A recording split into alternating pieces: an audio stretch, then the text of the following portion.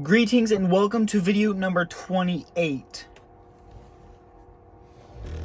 This is the Lamborghini Reventon or Reventon. This is a scale 1/18. It's the newest car model in the collection, and today I will walk you through it. Starting in the front, we have a very unique design. It might look a little familiar because of the Aventador. That's because this car, as you'll see throughout it, there are quite a few design features. The Reventon is the few-off that was kind of a preview of the Aventador. There's a lot of Murcielago parts implemented in this, as you shall see as well. But it is the few-off basically in between the Murcielago and the Aventador. The design is very much show of that, with these big air intakes, angry grille designs, big narrow pointed the front, and it does open. I'll show you that in a little bit.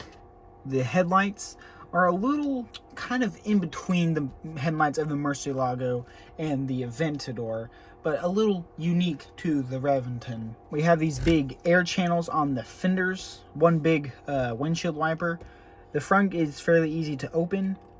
You just gotta get the right grip, and it's this whole front area. And the front is, well, a front on a supercar, nothing huge or fancy, but you can put maybe one big suitcase, maybe one or maybe two backpacks if you can squeeze them in there. Again, it's also a few off. Only 35 of them exists. This is the coupe. There are 20 coupes and 15 roadsters. It's very rare, so you probably are not going to be driving it a lot, so you don't really need a whole lot of storage. The rims are very cool.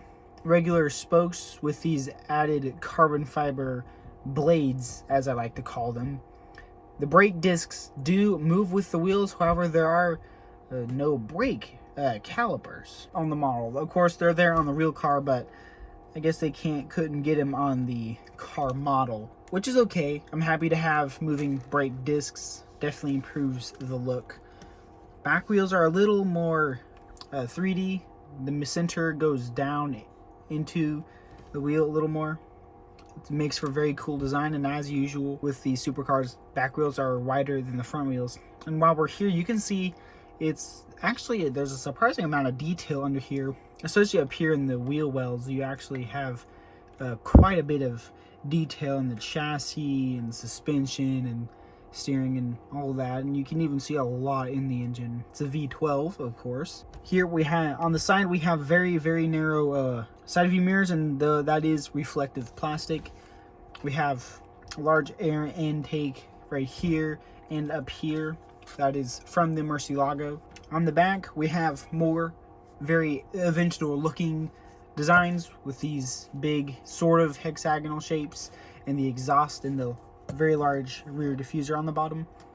The spoiler there on the real car, this back rearmost panel is a active rear spoiler, so it does come up a little bit, but not on the model, unfortunately. Centro style and printing, that's like their design department name, and Lamborghini printed in black. The taillights are very interesting, actually. They're pretty 3D and detailed and colored very interestingly. They look very cool, like a Batmobile or something on the back here. There is your brake light. Unfortunately, that is not as fancy as the backlights. It is just a sticker. Here we have the 3 glass panels overlooking the V12 engine, just like on the Aventador.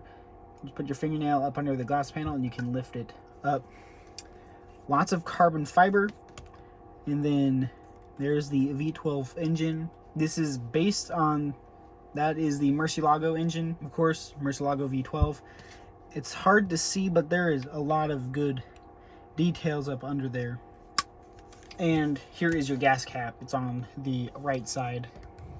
And as a normal supercar Lamborghini should, we have scissor doors, and these are the Murcielago doors. The interior is a weird, like, the steering wheel does turn with the wheels, and the front wheels do turn a really good amount, actually.